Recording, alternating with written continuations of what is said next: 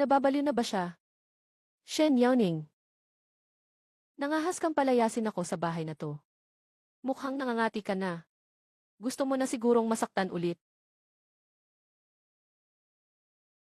Nagpapiano po si Miss. Ang ingay niyo naman po. Sino ka ba para sigawan ako?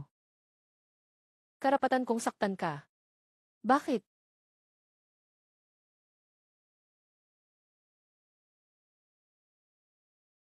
Bilang asawa, hindi mo nirerespeto ang asawa mo. Dapat lang sa mga basurang tulad mo ang saktan. Ikaw. Ikaw. Sobra ka na. Ay, tama na, Hero. Papasukin mo na siya.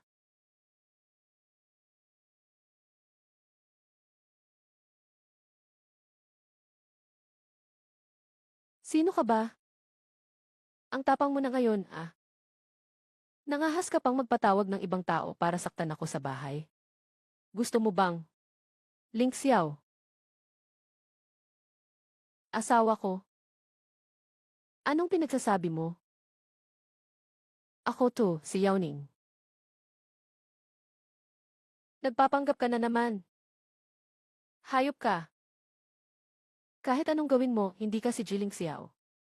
Huwag mong isipin na porke patay na siya. Mapapalitan mo na siya sa puso ko.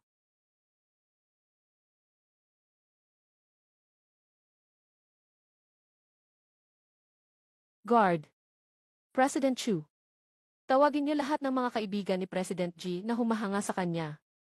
Sabihin niyo sa kanilang alam kong nalulungkot silang lahat sa pagkamatay ni President J. Kaya ipakikilala ko sa kanila ang asawa ko para alalahanin siya. Kung alam lang ng pinsan ko na pinapahiya mo siya ng ganito.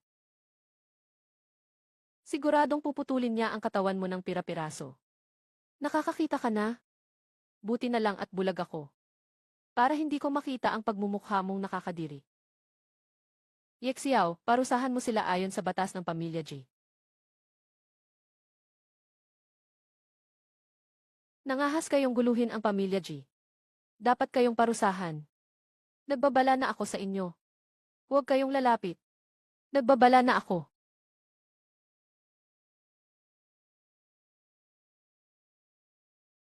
Ah, ah, ah, ah, ah, ah, ah, ah, ah, ah. Shixiuting, nababaliw ka na ba? Nangahas ka pang saktan ako. Ha ha ha ha. Nababaliw na ako. Asawa ko. Asawa ko, kumusta ang bagong batas ko sa bahay?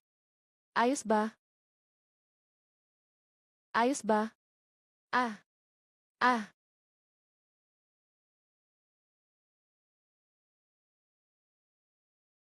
Anak, bakit dumudugo ang ulo mo? Kuya Ajin, ayos lang po ba kayo? Hayop ka. Nangahas kang saktan ang baby son ko. Papatayin kita. Ah, ah. Ate, ikaw. Bakit mo ginagawa to kay auntie? Biyenan mo siya. Sino ka ba para magsalita sa amin? Nangahas kang makialam sa pamilya namin? Pwedeng bastusin at saktan ng biyenan ang manugang niya? At saka, lahat ng sinusuot at ginagamit niya, hindi ba't ako ang bumili? Hindi man lang siya marunong magpasalamat. Sinaktan pa ako. Ah, ah, ah. Walang hiya. Bitawan mo ako. Ah, pasensya na po. Alam niyo naman pong bulag ako. Hindi ko makita. Bitawan mo ako. Bitaw. Ah, ah.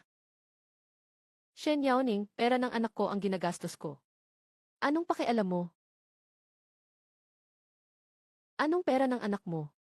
Kung hindi dahil sa akin, namamalimos na kayo sa mga tulay. Mayaman ka pala?